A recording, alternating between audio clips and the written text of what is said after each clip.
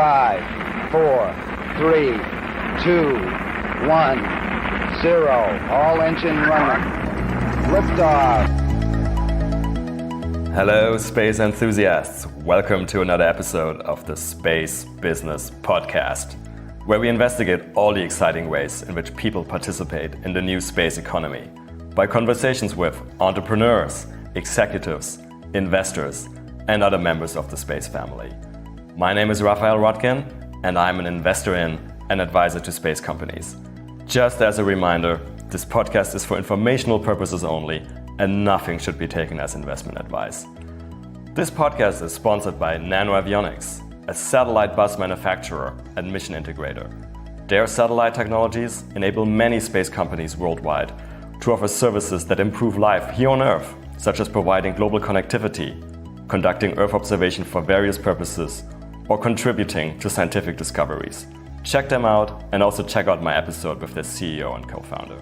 Sadly, I am not a rocket scientist, but I'm an alumnus of the International Space University, or ISU, which is also our partner in this podcast.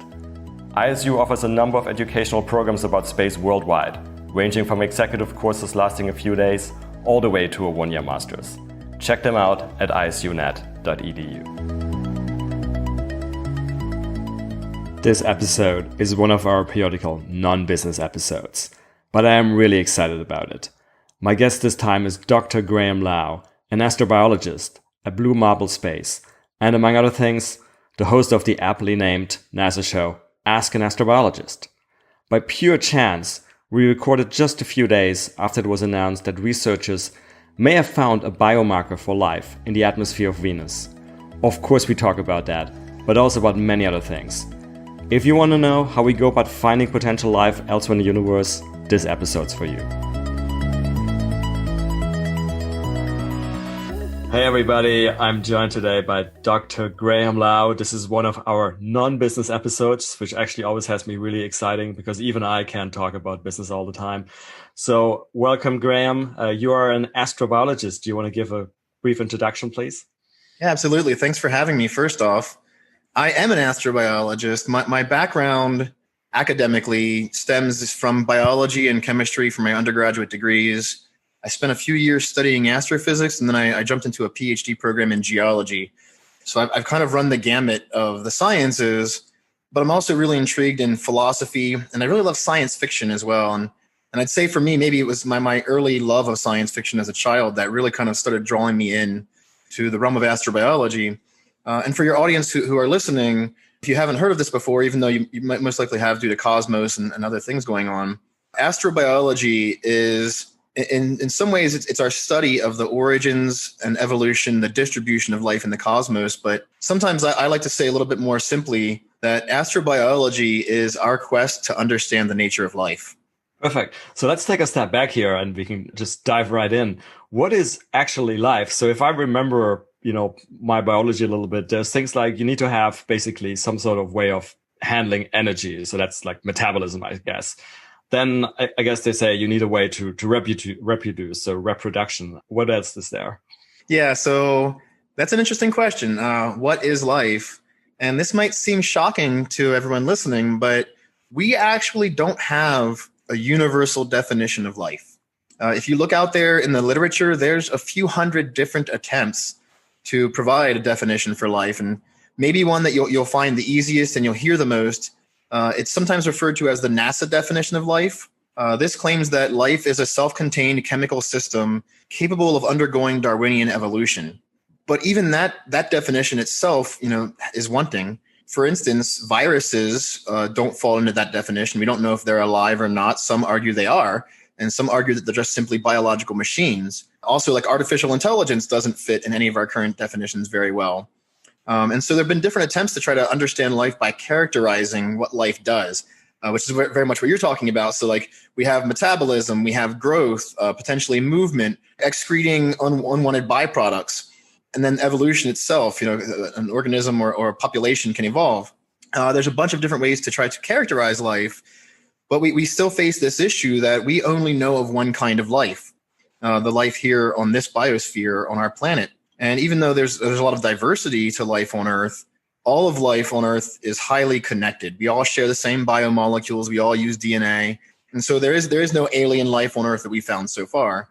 But what we really need, if we're going to really start trying to understand what life is and try to find a universal definition of life, we really do need to find some other example, some alien life to allow us to do some comparative biology. So yeah, I have to ask the stupid question. So if there's no commonly accepted definition, how the hell do we know what we're looking for when we go to like Mars or Venus or Enceladus or Titan or wherever? Yeah, it's a great question, right? So for a long time, we've tried to understand what life might be like out there by starting with what we know, life here. And so you might have heard that old NASA strategy of follow the water. It's been assumed for a long time that most likely life uses water as a solvent.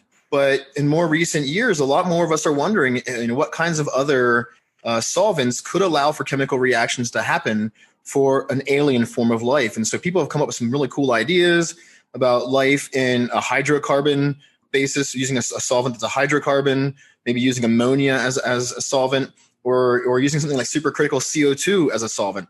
There's a lot of other options, but we think it's probably likely like water is a really good solvent for the kinds of chemical reactions for organic life, that'd be carbon-based life as we know it. Water is very good for that. So looking for water is a good place. Looking for the signs of what life does is an important thing. So life here on Earth, it catalyzes reactions. And sometimes in doing so, it can leave behind certain diagnostic signatures. We call these biosignatures. And some biosignatures are even agnostic. There's a laboratory at Georgetown University called the Laboratory for Agnostic Biosignatures. And this is part of the Network for Life Detection out of NASA. And this laboratory, their specific mission is to try to figure out which biosignatures would work for any kind of life that could be out there. So having an agnostic approach to looking for signs of life. But we're only just now kind of getting into this sweet spot of understanding that life could be very different. And so we do have to take that into consideration. Yeah, and I guess there's various levels of signs of life, right? There's the sign. I guess it would be a sign of life if we fly out to, I don't know, the outer solar system, and there was some sort of like Borg-style hostile starship starting to fire on us. I guess that would qualify as a sign of life. But yeah, I mean, so there's a famous story, right? That Carl Sagan, and this may be apocryphal. I haven't not yet met someone who told me if it's true or not, but I've heard it's true that Carl Sagan very much wanted to test the cameras for the Viking landers going to Mars, and have them monitor some animals walking past the cameras, just in case we got to Mars and some weird Martian creature went walking past the camera, just to have it calibrated. So that's the easiest sign. If an alien spaceship shows up tomorrow outside of Earth orbit and they want to say hi, that's a pretty good biosignature. We found life. It's there. But a lot of times what we're searching for are signs of ancient life that existed long ago, subsurface life, life from Europa's ocean or in the subsurface of Mars, or now potentially in Venus's clouds.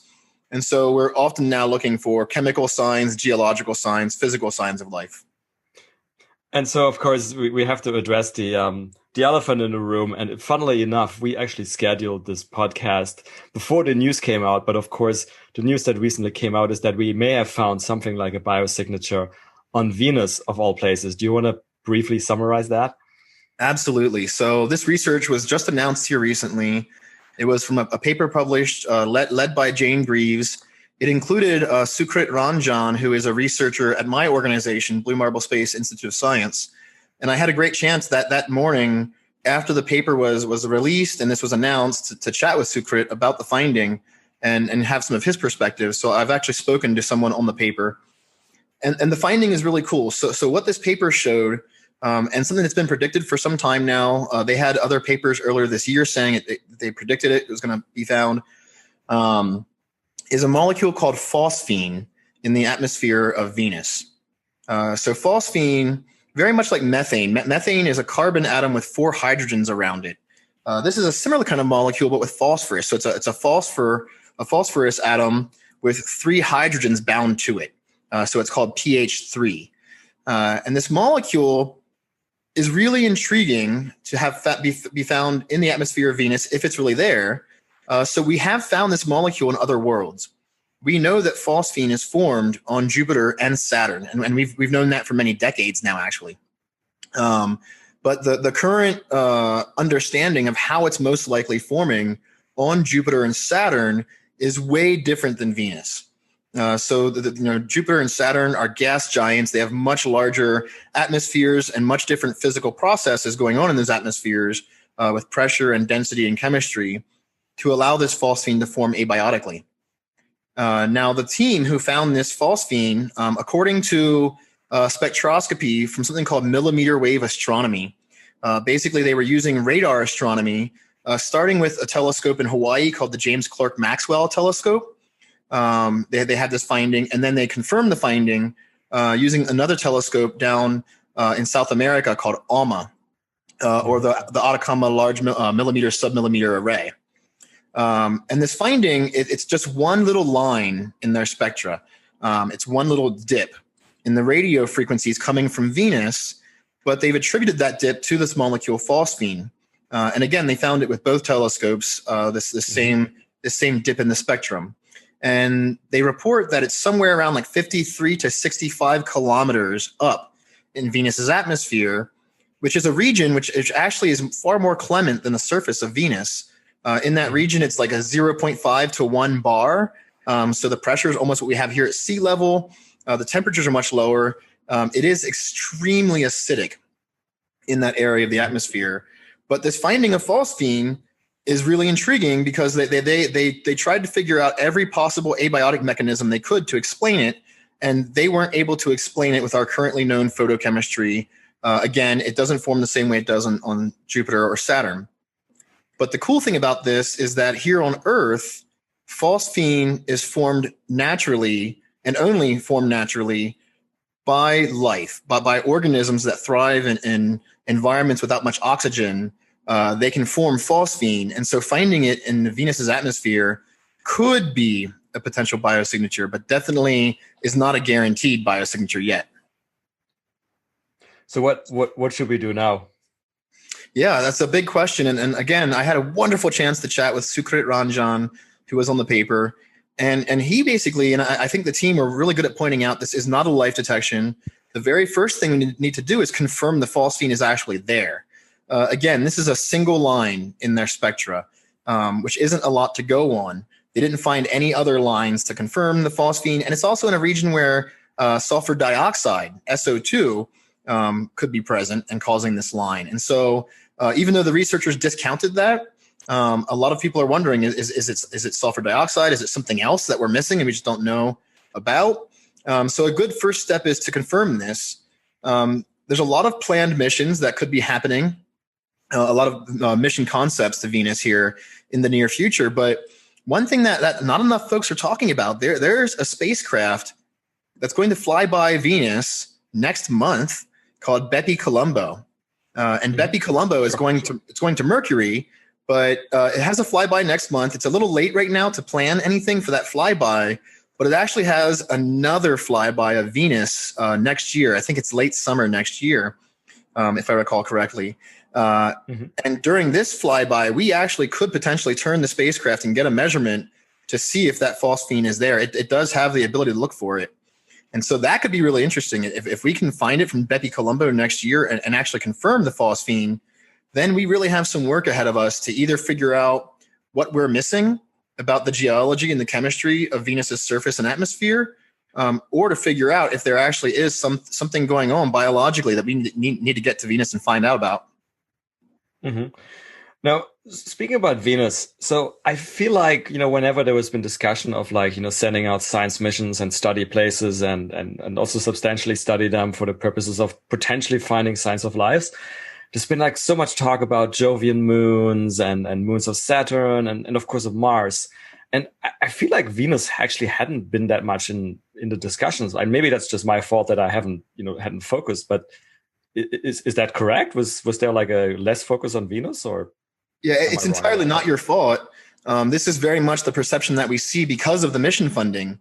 There have been many proposals to send missions to Venus that just don't get funded. And oftentimes we end up funding a Mars mission instead, or we fund another mission to the outer worlds. Now, admittedly, not only as an astrobiologist, but as a planetary scientist, I want to go do everything. I want to explore Europa and Enceladus and Triton and Titan and Pluto and everything, Mars and Mercury. But I love Venus so much. And I often argue to people that, yes, Mars is very cool. It's an awesome world. We should explore it. But say 4 billion years ago, our solar system was visited by intelligent alien species. I would put down money that if they found any other world besides the Earth inhabited at that point in time, it was probably Venus and not Mars. So Venus is very much our twin planet. It's very similar in size, very similar in composition to the Earth. It's missing having that really nice large moon, but there's a good chance that early on Venus might have had oceans. It could have been a far more clement and habitable Earth-like world in our solar system in the Goldilocks zone. And so I think Venus definitely deserves far more study. But the issue is that Venus isn't as attractive anymore for study because of the fact that the surface has 92 times the surface pressure that we have here on Earth, and the temperature is several hundreds of degrees, nearly 900 degrees Fahrenheit. I forget what that is in Celsius. I think it's like 645 in Celsius. Pretty damn hot. Yeah, it's pretty darn hot. It's way beyond the temperature limits of life as we know it. And it's also so hot, so high pressure, and so acidic that our spacecraft don't survive for very long. The longest lived spacecraft that we know of on the surface was Venera 13 from the Soviet Union, and that lasted 127 minutes on the surface. And that's very long. Most other things haven't come close to that. But we do have some other plans in the works for upcoming missions. And I think now this potential phosphine finding might give us a little bit of the boost we need to get more funding for more Venus missions. No, you're saying you want to do it all. And I feel intuitively the same. But sort of, let's say if there was, if you had a lot of budget, but still a constrained budget, and you could go to like one place in the solar system, where would you choose to go and why? Yeah, great question. I mean, there's so many potential worlds to explore. Again, I think in the early solar system, Venus was the better place for life to have been. I do think Mars is worth exploring now because there are very old rocks preserved on Mars for us to look at. But I am a huge fan of Europa. For those listening, if you don't know, Europa is one of the Galilean moons around Jupiter. So it was one of the very first moons discovered outside of our own moon in the universe. Galileo found these 4 moons, Io, Europa, Ganymede, and Callisto, when he first started turning his telescope to the sky over 400 years ago. And those moons are super attractive for a lot of reasons. There's lots of cool planetary science for us to explore there. But Europa is a very large moon, close to the size of our moon. Europa has this icy shell with cracks running all along it at its surface. And based on measurements from the Galileo spacecraft that orbited Jupiter and studied its moons, we have good data to show that Europa most likely has a thick icy crust, maybe 10 kilometers or so in thickness. And then down below that has a very, very deep ocean. And so that's my best bet, I think, right now for finding extant life in our solar system. Europa has so much area in that ocean for potential chemistry to occur, not only at the ocean ice interface, but down at its sea floor. If Europa has hydrothermal vents like we have here on Earth, like black smokers and white smokers, it could be that the chemistry of life is occurring right now inside of Europa's ocean. And so I'm super excited for the upcoming Europa Clipper mission. I'm very excited for the JUICE mission. I really want to see a Europa lander happen. And I don't think it's going to happen in my lifetime, but I do think in the not too distant future, we humans are going to drill into Europa's ice to try to get down into that ocean. And that sounds, we would be looking there probably for the reasons you mentioned, life, let's say life as we know it in some sense. And it's interesting, you mentioned the black and white smokers. And for people who don't know, this is basically in the very deep ocean. This is like, I guess, volcanic type outlets. And correct me if I'm wrong. Actually, I'm going to ask you just a question. So what is the prevailing theory right now, or would you say the most accepted theory for how life emerged on Earth, because I think that's where the black and white smokers come in terms of providing a source of energy to really early life. Yeah, it's a very good question, because we have a lot of different hypotheses for how life started here. And we really have come very far in our research in the origins of life. I personally don't think we're ever going to know exactly how life started here on Earth. I think we've lost those chemical and geological messages to time. That said, we are learning a lot more about what's possible. And yes, there's a whole realm of astrobiologists who think that the key might be hydrothermal vents, that it might require these deep ocean, these aqueous vents where hot water is flowing through the oceanic crust and coming up and bringing with it a lot of metals, a lot of chemistry, heat gradient, a chemical gradient for life to survive, where there's a disequilibrium in the chemistry, in the temperature, in the environment. However, there's also some other ideas out there. For instance, a fairly recent paper from Bruce Damer and Dave Deamer has suggested what they call their hot spring hypothesis. They hypothesized that life had to start on land in a drier system, and that what's really important is actually a cycle of wetness and dryness on continental crust around hot springs. So hot springs, just like hydrothermal vents, they also provide a gradient of temperature, a gradient of chemistry, this disequilibrium for life to utilize.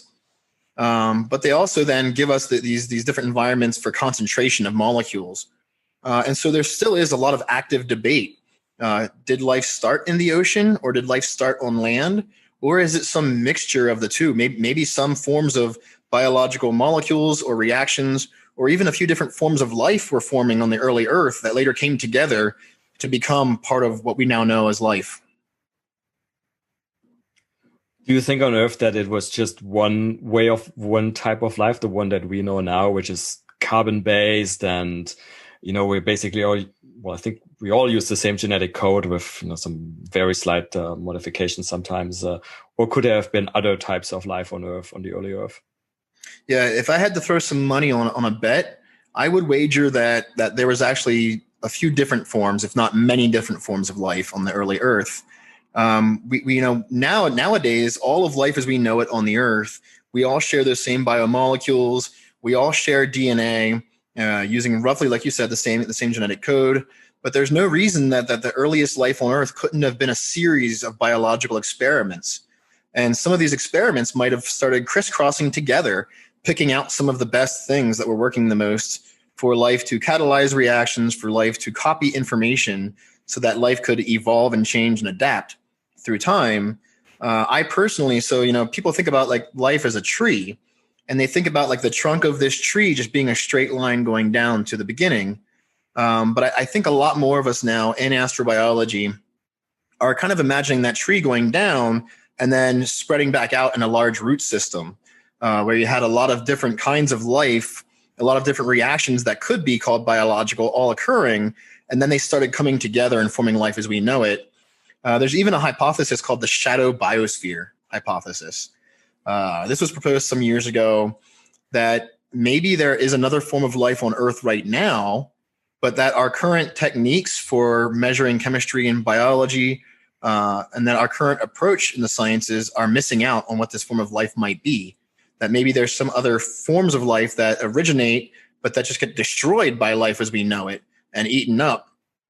We don't have any evidence to support this hypothesis, but it is an intriguing thought that maybe there could be something else happening right now on Earth.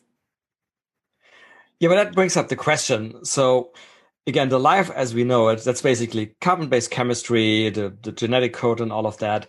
But so if you go out to other places, like you said, I mean, maybe even on the early Earth, as you just explained, it may have been different. And then certainly in other places in the solar system or universe, it could be completely different. Like I assume it just doesn't have to be carbon-based. It doesn't have to use the same genetic code. So what would we then be looking for? Is it something like we still assume there's some sort of metabolism and hence we use for sort of like regular expulsion of waste products? Or I don't know, what would we look for? Yeah, there's a lot of possible biosignatures. So yes, looking for signs of metabolism is one way to go, trying to understand what reactants are present. Will they react abiotically? So if we have a pool of potential things that could react together, a bunch of different chemicals, will they actually react and form a product without any life present? And sometimes those reactions will occur, but on such long time scales that we shouldn't expect to see their products.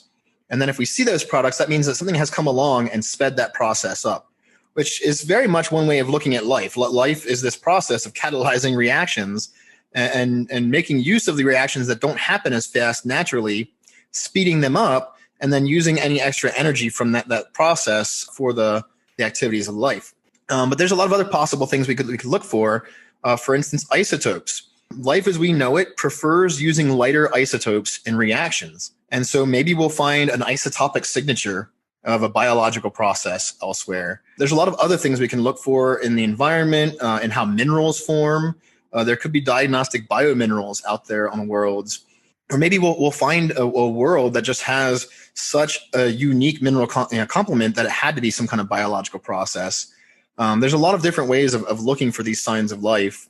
And we at the Network for Life Detection and the Center for Life Detection from NASA Ames are putting together a database of the known biosignatures to try to figure out which ones really are like concrete, and very well studied and easily applied versus other ones that might not be as good in understanding whether or not we found signs of life. But having said that, the problem is, as you in fairness pointed out at the beginning of us talking, is that we really only have one example of life evolving. And as you said, even for that one example, we don't know exactly what has happened. So is there maybe, do you ever think about kind of going about it the other way around? That sort of like you take a, sort of godlike view and you're like, okay, if I had to create life, what type of planet would I go to? What kind of chemistry would I use? And what could I do? Yeah, I mean, absolutely. We definitely are considering all the possibilities as much as we can. That said, we are humans, we are fallible. And so there's a good chance that we're missing out on something that maybe even right now, our current science, our current understanding of who and what we are is missing out on something. That said, though, I mean, we have a lot of reasons to suspect that there could be Earth-like worlds out there for us to explore. And so you'll very often hear of people talking about, finding some Earth-like planet in the Goldilocks zone around a star. And taking that view, where would we expect the origins of life to occur? But again, it often does assume that life is similar to life as we know it. Maybe life uses a different chemistry altogether. I mentioned earlier this idea of potentially having other solvents than water. So maybe liquid water at the surface of a planet isn't that important. Maybe it's really just important for life as we know it. And then also, like, we're looking for Earth-like worlds in the Goldilocks zone, but maybe we'll discover in the long run that icy worlds like Europa and Enceladus tend to be the more inhabited worlds in our universe. And if that's the case, then we're kind of looking in the wrong place right now. But we have to start somewhere. And I think it's kind of exciting right now, this moment in time.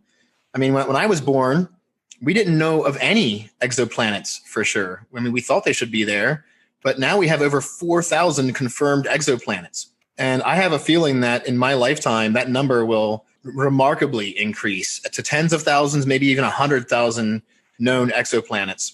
And so that starts providing us a lot more potential places to look.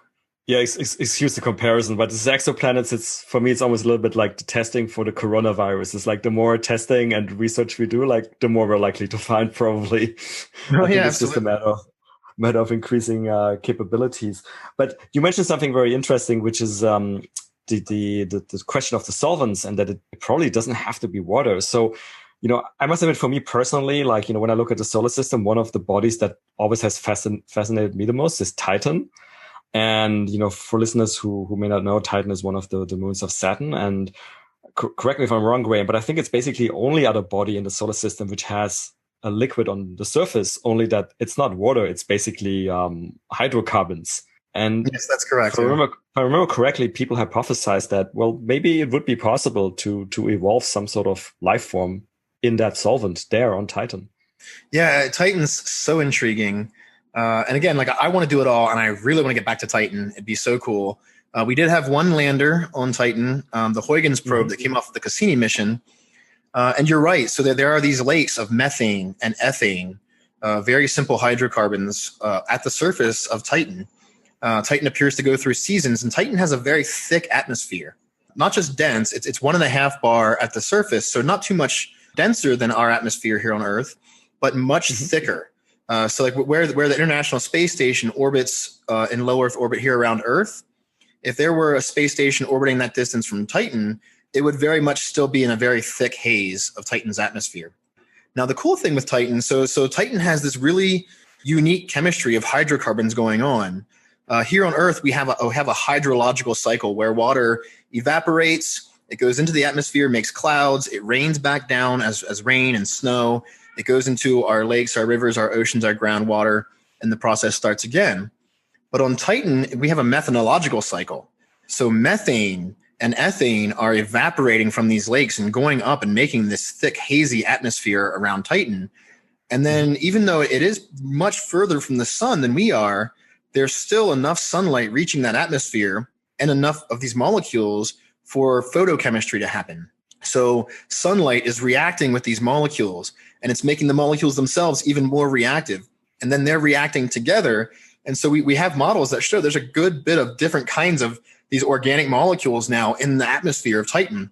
And those molecules are raining back down. And so the surface of Titan has like this goop of hydrocarbons and organic molecules all over. And so it's extremely intriguing for us to consider what that environment could do if there is life there. The biggest caveat, though, that you don't hear about enough is that the surface of Titan is extremely cold, well below the limits for life to sustain reactions as we know it here on Earth.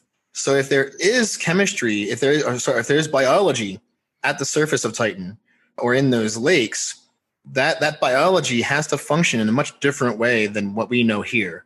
It needs to be able to overcome that barrier of having such a low temperature. That really hinders reactions from happening. And so a lot of us are actually wondering if maybe on Titan, maybe there's life on Titan, but it's actually down deep below the surface.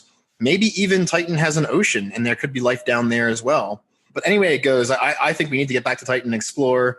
And I'm very glad we are. We have the Dragonfly mission coming up.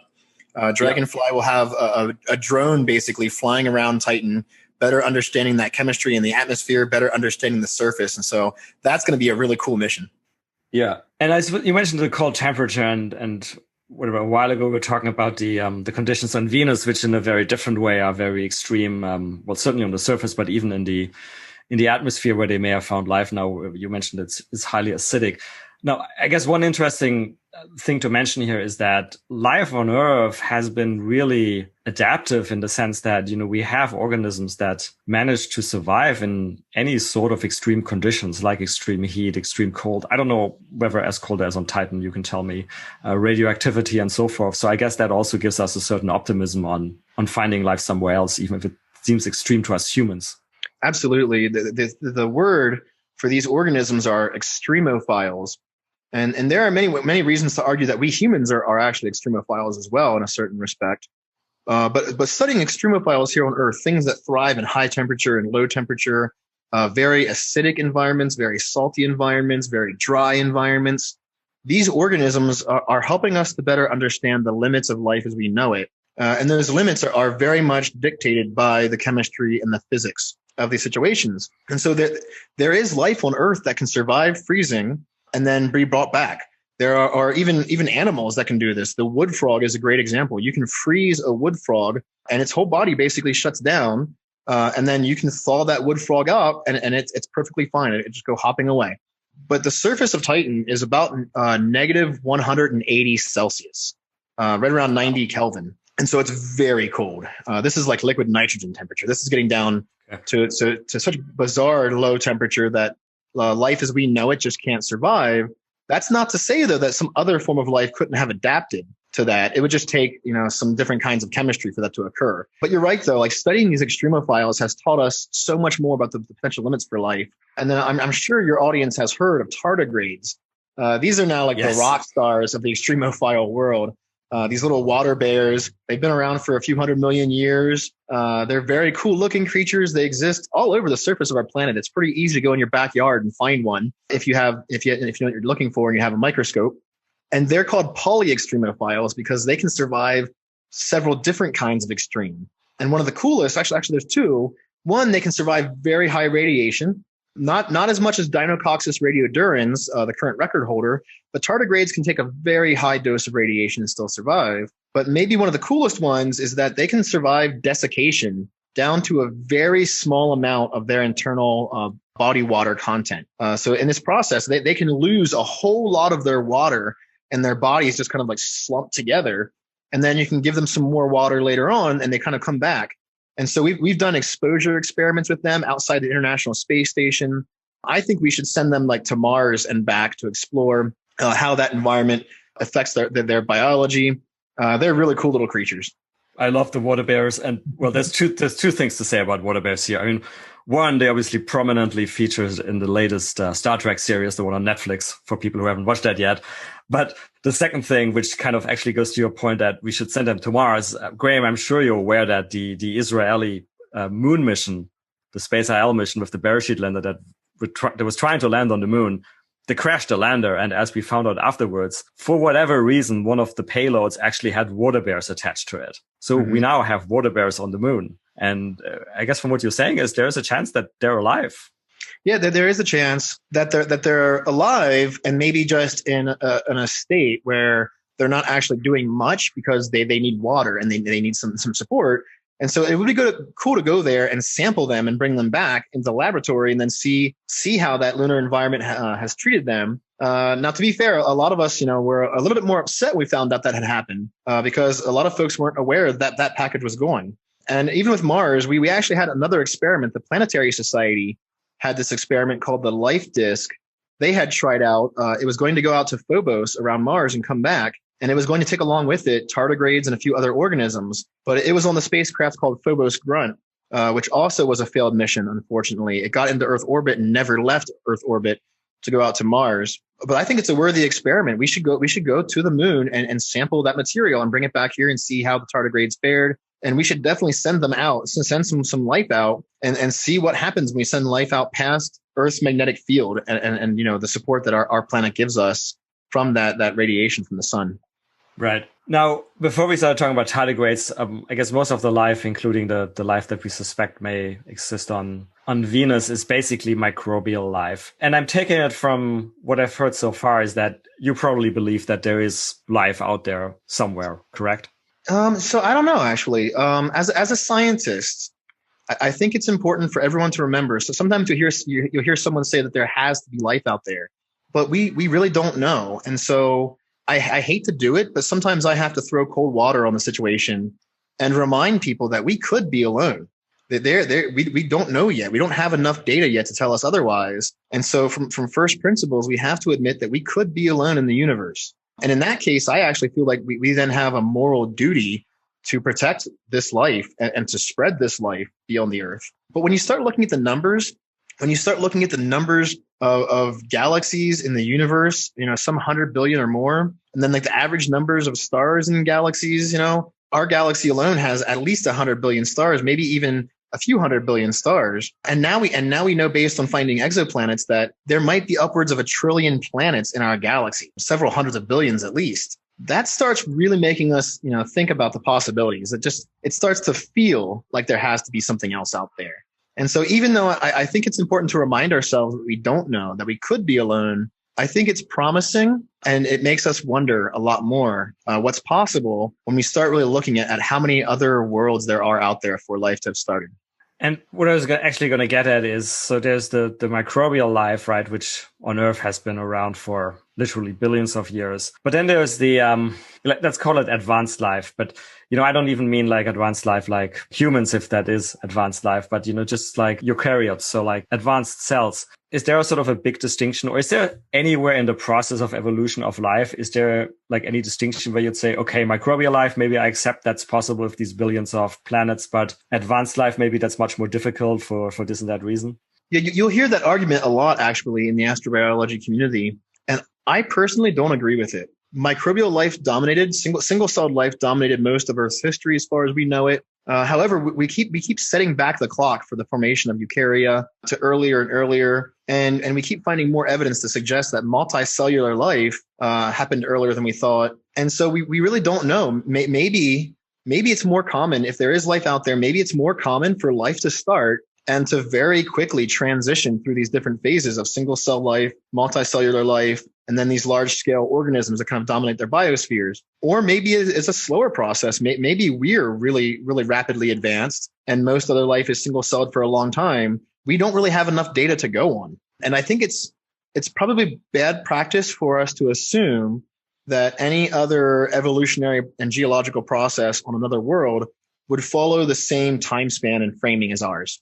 There are certain things that probably had to happen along the way to allow for these processes to occur. But again, we really don't know. It could happen a lot faster in other worlds. Yeah, I think so. What I was getting at was, it was less about the time frame. It was more about what you said, like certain events that may have to happen along the way. So one thing that has always fascinated me with the evolution of life on Earth, at least the way I understand it, is that jump from basically prokaryotic cells, so bacterial type cells, to eukaryotic cells. And without going deep into biology here, because it's not meant to be a technical podcast, but basically at some point in time along the way, you can correct me if I'm wrong on any of this, we gobbled up basically a bacterium process of endosymbiosis, which basically became what we now call our mitochondria. And it basically allowed us a much more efficient way of handling energy. And is that something that you think is necessary? And is that a likely event to happen? Yeah, I think so. It makes a lot of sense. Like this hypothesis that is now theory of endosymbiosis and how we got not only our mitochondria, but also our chloroplasts. The current thinking is that chloroplasts were also a separate organism that was photosynthetic, that was ingested by a creature that then started using that photosynthesis. I think not only is this possible and probably likely for other forms of life if they're out there, but maybe it even happens to a greater degree. Maybe we'll find some forms of alien life that have gone through this endosymbiosis process many times and have a series of organelles inside of their cells that allow them to do a lot of different kinds of cool chemistry that we just haven't thought of yet. And also things like horizontal gene transfer.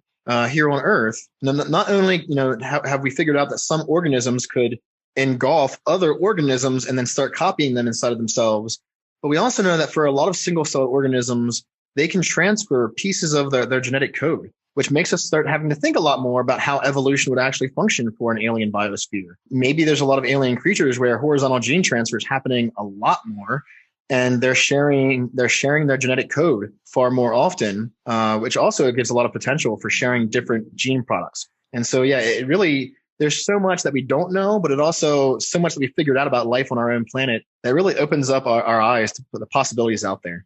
So if we find this type of life, and let's assume for the moment it is going to be more the sort of microbial single cell type life on Mars or in the atmosphere of Venus, what should we do with it? And I mean, also not only from a technical point of view, because but also from an ethical point of view, like how should we go about protecting it or not protecting it, or are these discussions even taking place? Absolutely, they're taking place, and they're taking place in a lot of different ways. There's this whole realm of planetary protection, making sure that we don't have forward contamination where we're taking Earth life to other worlds that could destroy the life there or contaminate those worlds. And then also reverse contamination where we bring a spacecraft back and it brings back alien life with it that could harm Earth life, very much like in the Andromeda strain, that kind of idea. Sure. And both of these things could be bad. And we need to be very cautious. If alien life, and say we find alien life on Mars or in Venus's atmosphere, and it has a markedly different biochemistry, then there's a potential that our life wouldn't hurt that life and that life wouldn't hurt us. But maybe we have a shared origin through panspermia with this life. Maybe it's a life that is mainly viral, or maybe it's a life that's pathogenic to life as we know it. We'd have to be very cautious.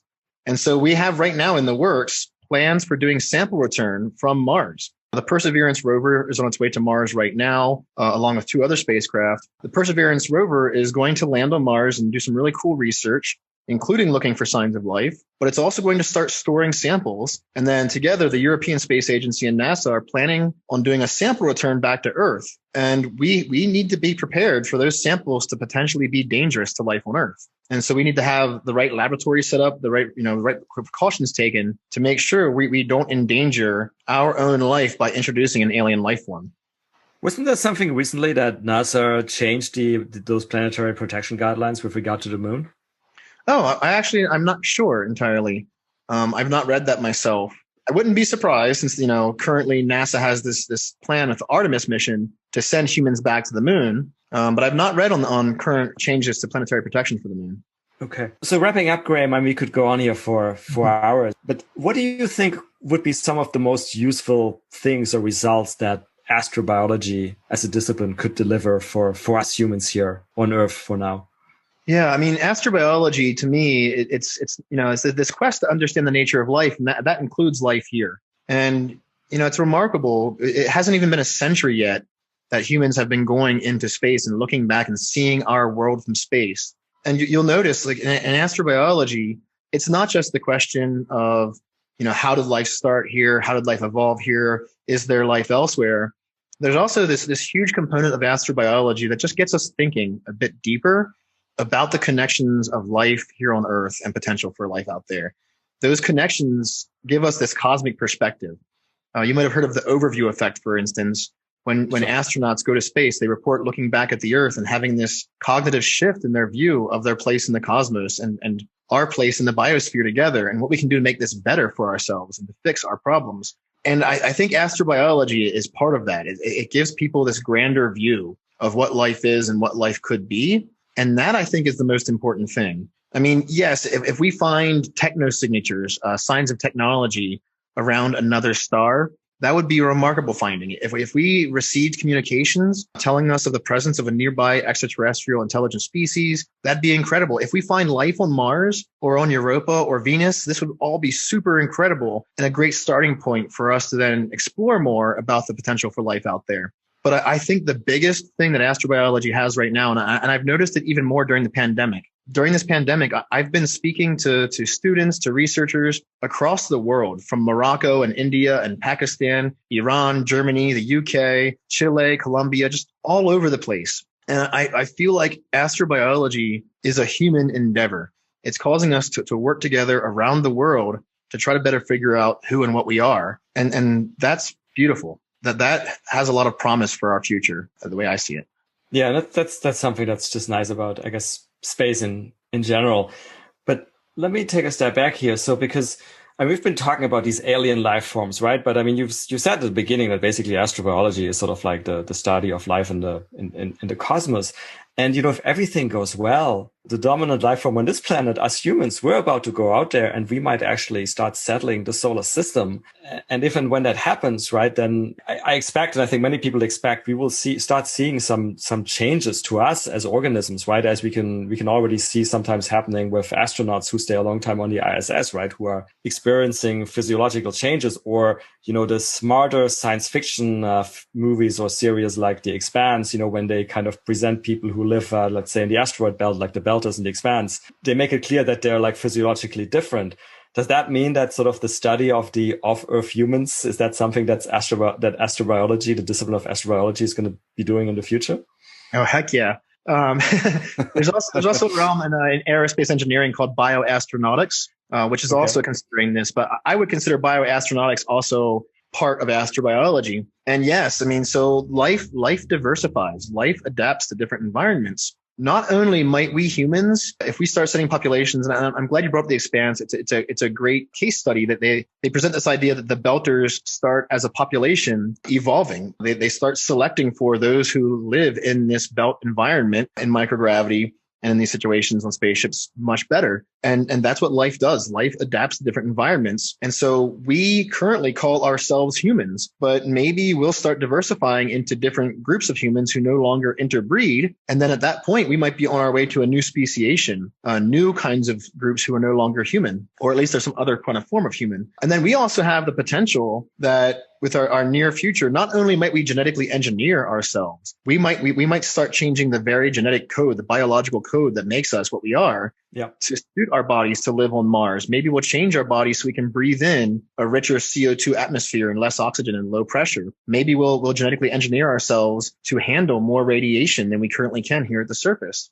But then on top of that, what happens if the singularity, this idea that we might become our machines, that we are going to advance into becoming part of our own technology? If that happens, maybe human life as we know it right now won't be around in a few centuries. Maybe the life that will then come to be will be some kind of post-biological human. some robotic form of human that then goes out and explores. And so there's a lot of potential there. And I love science fiction for this reason. It presents us with what we know based on the science, and then it allows us to explore what's possible. And you've provided me with the wonderful segue here to question I always finish up these talks on, even the business ones, which is basically like, what kind of science fiction do you like? And of course, I'm going to ask you, like, what kind of science fiction that you like is also good science fiction in the sense that they present, let's say, reasonable astrobiology. Yeah, that's a lovely question. I love science fiction. I love that we've used science fiction as a vehicle for telling very human stories about who and what we are. And science fiction, does a great job of touching on our philosophy, on our ethics, as well as what's possible in space exploration and understanding, new limits to what could be possible for the universe. And there's lots of greats. I mean, I loved Star Wars growing up. I really loved Star Trek a lot. I was a child of Star Trek Next Generation. That was my favorite show when I was a kid. And I love The Expanse. I'm glad that there's some newer forms of sci-fi that are kind of breaking new limits and things like that. My favorite book to this day is Dune by Frank Herbert. Mm-hmm. I read Dune at least once a year, so I'm very excited for the upcoming film. And there's things that science fiction sometimes gets very right about the science and sometimes gets very wrong. But unlike Neil deGrasse Tyson and some others, I will point out when they get the science wrong. But at the same time, it's still nice to enjoy a good story. Yeah, I'm certainly excited about the Dune movie too.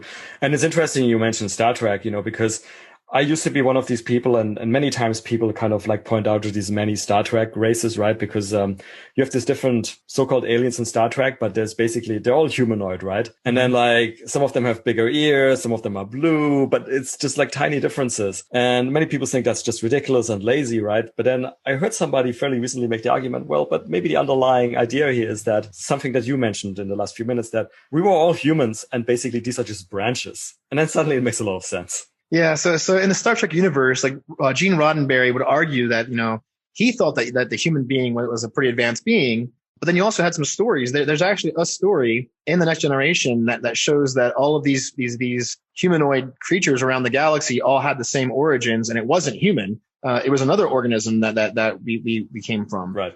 Which is an interesting idea. But, in science fiction, it's not easy to create an entirely alien species for your movie or your book or your television show. And when you're telling a human story, it's easier to tell that story through the vehicle of having humanoid characters, which is why you often will see these humanoid characters in science fiction. But yeah, we don't have any reason to assume, at least yet, until we find more examples of life, we don't have any reason to assume that alien life will look anything like us. Yeah. Well, Graham, thank you so much for doing this talk. I mean, I can only imagine how exciting this all must be for you. I mean, it would be incredibly exciting for me. Arguably, you are living at the most exciting time in history to be an astrobiologist. And that's even, I say that not only backward looking, which is kind of obvious, but even forward looking, right? Because this might be the moment when we very soon, hopefully, discover other alien life. So, I wish you a lot of excitement and continued studies and a lot of fun with that. Well, many thanks. Well, that's it for another nominal episode of the Space Business Podcast. If you like this podcast, please consider giving it a 5-star rating on your favorite podcast platform, such as iTunes. You can follow us on Twitter at podcast_space. Also consider supporting us at www.patreon.com/spacebusinesspodcast. If the podcast got you interested in learning more about the business opportunities in the space economy, check out my new online course on space entrepreneurship on udemy.com. The link is in the episode description. Lastly, if you have any feedback, including ideas for guests, and that may include yourself if you have an exciting space story to tell, or interested in being a sponsor, drop us an email at spacebusinesspodcast@gmail.com. I look forward to seeing you for the next episode.